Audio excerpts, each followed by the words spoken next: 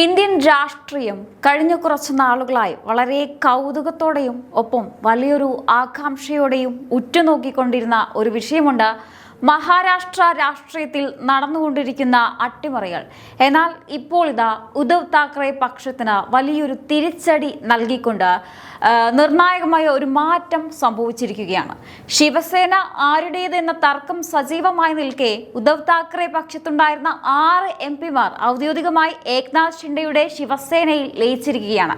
Speaker ഓം ബിർളയുടെ അംഗീകാരത്തോടെ നടന്ന ഈ നീക്കം വരാനിരിക്കുന്ന മൺസൂൺ കാല സമ്മേളനത്തിൽ NDA മുന്നണിക്ക് വലിയൊരു കരുത്താണ് പകരുന്നത്. പാർട്ടിയിൽ തനിക്ക് പൂർണ്ണ ആധിപത്യമുണ്ടെന്ന് അവകാശപ്പെട്ടിരുന്ന ഉദ്ധവ് താക്കറെയുടെ വാദങ്ങൾക്ക് മേൽ ഈ കൂറുമാറ്റം വലിയൊരു ചോദ്യചിഹ്നമായി മാറുകയാണ്. ഒപ്പം ഈ MP-മാരുടെ ലയനം NDA സർക്കാരിന്റെ വരാനിരിക്കുന്ന നിർണായക ബില്ലുകൾക്ക് എങ്ങനെ കരുത്തേകും? എന്തുകൊണ്ടാണ് കൂറുമാറ്റ നിരോധന നിയമം ഇവിടെ ബാധകമാകാതിരുന്നത്? ഈ രാഷ്ട്രീയ നീക്കത്തിന് പിന്നിലെ കൃത്യമായ കണക്കുകൂട്ടലുകൾ എന്തൊക്കെയാണ്? ഈ വിഷയമാണ് ഇന്നത്തെ വീഡിയോയിൽ നമ്മൾ പരിശോധിക്കാൻ പോകുന്നത്. 6 വിമത MP-മാർ ഉദ്ധവ് താക്കറെ പക്ഷം വിട്ട് പുറത്തു വന്നിട്ട് ഏകദേശം ഒരു മാസമായി. ആ ഒരു മാസം വലിയ രാഷ്ട്രീയ ചർച്ചകൾക്കാണ് സാക്ഷ്യം വഹിച്ചത്. എന്തുകൊണ്ട് സ്പീക്കർ ഓം ബിർള ഇത്രയും കാത്തിരുന്നു? ഈ ഒരു മാസത്തെ ഇടവേളയിൽ സ്പീക്കറുടെ ഓഫീസ് പല കാര്യങ്ങളും സൂക്ഷ്മമായി പരിശോധിക്കുകയായിരുന്നു.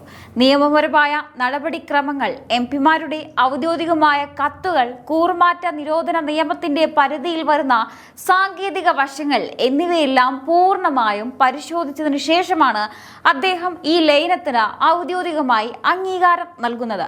അതായത് ഈ തീരുമാനം പെട്ടെന്നുണ്ടായതല്ല, മറിച്ച് കൃത്യമായ നിയമപരമായ പരിശോധനകൾക്ക് ശേഷമാണ് സ്പീക്കർ ഈ അംഗീകാരം നൽകിയിരിക്കുന്നത്. ഇനി ചിന്തിക്കേണ്ടത് ഈ തീരുമാനത്തിന് ശേഷം മഹാരാഷ്ട്രയിൽ എന്താണ് സംഭവിക്കാൻ പോകുന്നത് എന്നതാണ്. ഈ ലയനം കേവലം ലോക്സഭയിലെ അംഗബലം കൂട്ടുക മാത്രമല്ല ചെയ്യുന്നത്, മറിച്ച് ശിവസേനയുടെ അസ്തിത്വത്തെക്കുറിച്ച് തന്നെ വലിയൊരു ചോദ്യം ഉയർത്തുന്നുണ്ട്. ശിവസേനയുടെ പാരമ്പര്യം തന്റേതാണെന്ന് അവകാശപ്പെടുന്ന ഉദ്ധവ് താക്കറെക്ക് സ്വന്തം MP-മാർ പോലും വിട്ടുപോയത് വലിയൊരു രാഷ്ട്രീയ തിരിച്ചടിയാണ്. പാർട്ടിയുടെ അടിത്തറ തകരുന്നോ എന്ന ഭയം അദ്ദേഹത്തെ വേട്ടയാടുന്നുണ്ട്. ഈ സംഭവം അദ്ദേഹത്തിന്റെ രാഷ്ട്രീയ അഹങ്കാരത്തിന് മേലുള്ള വലിയൊരു പ്രഹരമാണെന്നാണ് രാഷ്ട്രീയ നിരീക്ഷകർ വിലയിരുത്തുന്നത്. ഇനി മറുഭാഗത്ത് NDA മുന്നണി കൂടുതൽ കരുത്താർജിക്കുകയാണ്. പ്രധാനമന്ത്രി നരേന്ദ്രമോദിയുടെ വികസന നയങ്ങളെ പിന്തുണയ്ക്കുന്നവർക്ക് ഇപ്പോൾ വലിയൊരു ഊർജം ലഭിച്ചിരിക്കുന്നു. മൺസൂൺ സമ്മേളനത്തിൽ നിർണായക ബില്ലുകൾ പാസാക്കാൻ ലോക്സഭയിൽ സർക്കാരിന് ഇത് വലിയൊരു ആശ്വാസമാകും. പ്രതിപക്ഷത്തിന്റെ എതിർപ്പുകളെ മറികടന്ന് മുന്നോട്ടു പോകാൻ ഈ 13 MP-മാരുടെ പിന്തുണ ഷിൻഡെ പക്ഷത്തിലൂടെ NDAക്ക് വലിയൊരു മുതൽക്കൂട്ടാണെന്ന് തന്നെ പറയാം. ഏകനാഥ് ഷിൻഡെയെ സംബന്ധിച്ചിടത്തോളം പാർട്ടി പിടിച്ചെടുക്കുക എന്നതിലുപരി NDAയുടെ ഭാഗമായി നിന്ന് വികസന രാഷ്ട്രീയം പറയാനാണ് അദ്ദേഹം ശ്രമിക്കുന്നത്. വിമത MP-മാർ സാമ്പത്തിക നേട്ടത്തിന് വേണ്ടിയാണ് പോയതെന്ന ഉദ്ധവ് പക്ഷത്തിന്റെ ആരോപണത്തെ പൂർണ്ണമായും തള്ളിക്കളഞ്ഞ ഷിൻഡെ പക്ഷം ശരിയായ ശിവസേന തങ്ങളുടേതാണെന്ന് ഇതിലൂടെ വീണ്ടും തെളിയിച്ചിരിക്കുകയാണ്. ഇതൊരു വലിയ ഗെയിം പ്ലാൻ തന്നെയാണ്. രാഷ്ട്രീയ ചരിത്രത്തിൽ കരുക്കൾ നീക്കുമ്പോൾ ഉദ്ധവ് താക്കറെയുടെ തന്ത്രങ്ങളെക്കാൾ വേഗത്തിൽ NDAയും ഷിൻഡെ പക്ഷവും മുന്നോട്ട് പോകുന്നത് നമ്മളിപ്പോൾ കാണുകയാണ്. ഇനി ഉദ്ധവ് താക്കറെയുടെ നിലവിലെ അവസ്ഥ കണ്ടാൽ ചിരിയും വരും, സഹതാപവും തോന്നും. NDAയെ തോൽപ്പിക്കാൻ വലിയ പ്ലാനുകളുമായി ഇറങ്ങിയതായിരുന്നു അദ്ദേഹം. മോദി സർക്കാരിനെതിരെ വലിയ പോരാട്ടം പ്രഖ്യാപിച്ച് പട നയിച്ച ഉദ്ധവ് താക്കറെക്ക് സ്വന്തം പാർട്ടിയുടെ ഗതി എന്താണെന്ന് പോലും ഇപ്പോൾ മനസ്സിലാക്കാൻ സാധിക്കാത്ത അവസ്ഥയായിരിക്കുന്നു. NDAയ്ക്ക് പണി കൊടുക്കാൻ ഇറങ്ങിയ ഉദ്ധവിന് തിരിച്ച് വലിയ പണി കിട്ടിയിരിക്കുന്നു എന്നതാണ് വാസ്തവം. തനിക്ക് കൂടെയുള്ളവരെ പോലും കൂടെ നിർത്താൻ സാധിക്കാത്ത സ്വന്തം തട്ടകത്തിൽ തന്നെ അടിതെറ്റിയ ഉദ്ധവിന്റെ അഹങ്കാരത്തിന് ഇപ്പോൾ വലിയൊരു മറുപടിയാണ് ലഭിച്ചിരിക്കുന്നത്. ഏക്നാഥ് ഷിൻഡെയെ തളയ്ക്കാൻ ശ്രമിച്ച ഉദ്ധവ് താക്കറെയുടെ പഴയ പ്രതാപമൊക്കെ ഇപ്പോൾ വെറും ഓർമ്മ മാത്രമായി മാറുന്നു. അപ്പുറത്ത് ഷിൻഡെ പക്ഷം ശിവസേനയുമായി ലയിച്ച NDAയ്ക്ക് കരുത്ത് പകരുമ്പോൾ ഇപ്പുറത്ത് 3 അംഗങ്ങളിലേക്ക് ഒതുങ്ങി താൻ വലിയൊരു രാഷ്ട്രീയ ചതുരംഗത്തിൽ തോറ്റുവെന്ന് ഉദ്ധവ് താക്കറെ ഇപ്പോൾ തിരിച്ചറിയുന്നുണ്ടാകും.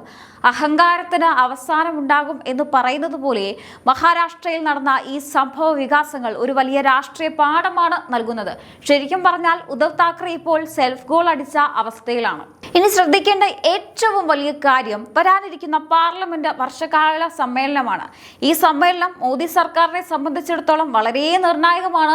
രാജ്യത്തിന്റെ പുരോഗതിക്കായി അതിപ്രധാനമായ ഒരു പിടി ബില്ലുകളാണ് സർക്കാർ ലോക്സഭയിൽ അവതരിപ്പിക്കാൻ ഒരുങ്ങുന്നത്. ഇവിടെയാണ് ഈ കൂറുമാറ്റത്തിന്റെ അർത്ഥം മനസ്സിലാക്കേണ്ടത്. നേരത്തെ NDA പക്ഷത്തിന് നേരിയ ഭൂരിപക്ഷമേ ഉള്ളൂ എന്ന് കരുതി തടസ്സങ്ങൾ സൃഷ്ടിക്കാൻ നോക്കിയവർക്ക് മുന്നിലേക്ക് ഷിൻഡെ പക്ഷത്തിന്റെ പിന്തുണയോടെ മോദി സർക്കാർ കൂടുതൽ കരുത്തോടെയാണ് വരുന്നത്. ലോക്സഭയിൽ ഏക്നാഥ് ഷിൻഡെയുടെ പക്ഷം ശിവസേനയുടെ അംഗബലം വർദ്ധിക്കുന്നത് ബില്ലുകൾ പാസ്സാകുമ്പോൾ സർക്കാരിന് ലഭിക്കുന്ന വലിയൊരു ബലതന്ത്രമാണ്.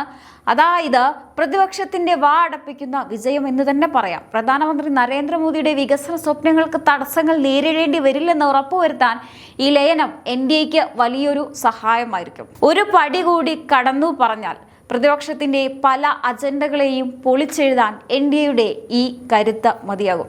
വികസനത്തിനും സുസ്ഥിര ഭരണത്തിനും വേണ്ടി കൂടുതൽ കരുത്താർജിച്ച NDA മൺസൂൺ സമ്മേളനത്തിൽ കൂടുതൽ തിളക്കത്തോടെ തന്നെ മുന്നോട്ട് പോകും. ഇതൊരു പുതിയ കാര്യമൊന്നുമല്ല. മഹാരാഷ്ട്രയിൽ നമ്മൾ ഇന്ന് കാണുന്നത് ഒരു കാലത്ത് ബംഗാളിൽ കണ്ട അതേ അവസ്ഥയാണ്. മമതയുടെ പാർട്ടിയിൽ നിന്ന് പ്രമുഖർ NDAയിലേക്ക് ചേക്കേറിയപ്പോൾ മമതയ്ക്ക് സംഭവിച്ച അതേ അബദ്ധമാണ് ഇപ്പോൾ ഉദ്ധവ് താക്കറെക്കും സംഭവിച്ചിരിക്കുന്നത്. സ്വന്തം തട്ടകത്തിൽ ആധിപത്യം നഷ്ടപ്പെടുകയും നേതാക്കളും ജനപ്രതിനിധികളും ഒന്നിനു പുറകെ ഒന്നായി മറുകണ്ഠം ചാടുകയും ചെയ്യുമ്പോൾ അവിടെ ഉദ്ധവ് താക്കറെക്ക് സംഭവിക്കുന്നത് മമതാ ബാനർജിക്ക് സംഭവിച്ച അതേ രാഷ്ട്രീയ തിരിച്ചടി തന്നെയാണ്.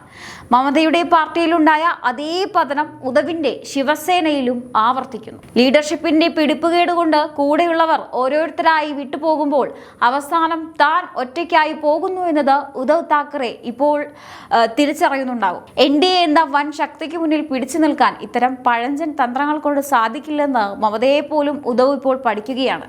ഇവർക്ക് രണ്ടുപേർക്കും പറ്റിയ വലിയ അബദ്ധം കൂടെയുള്ളവരെ വിശ്വാസത്തിൽ എടുക്കാൻ സാധിക്കാത്തതാണ്.